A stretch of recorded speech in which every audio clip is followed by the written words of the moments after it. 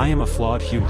From the very first day I was born, a doctor sealed my fate with nothing more than a single drop of blood. Neurological condition 60% probability, manic depression 42% probability, attention deficit disorder 89% probability, heart disorder 99% probability, early fatal potential, life expectancy 30.2 years. In the distant year of 2027, humanity has mastered genetic engineering, dividing newborns into a hierarchy of tiers. Through genetic selection, only the finest embryos are chosen, and those who come from them are known as the perfect. I was destined to face discrimination from birth. Growing up, I was stuck doing dirty, backbreaking labor, and even schools turned me away at the door. My parents refused to accept that. They spent a fortune using genetic selection to custom design a perfect little brother. Not only was he in perfect health, but his intellect was off the charts. He instantly became the family's golden child, taking every last bit of my parents' love with him. To prove my worth, I constantly challenged my brother to swimming races out in the lake, and I lost every single time. I had a passion for space.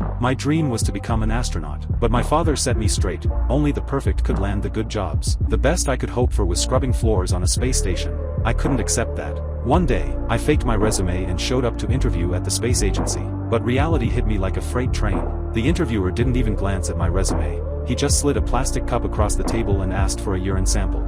Pass the genetic screening, get the job. I had no choice but to walk away in silence. Back home, I challenged my brother to another race in the lake. I poured every ounce of my frustration into each stroke, pushing myself harder than ever, and this time, I actually beat him.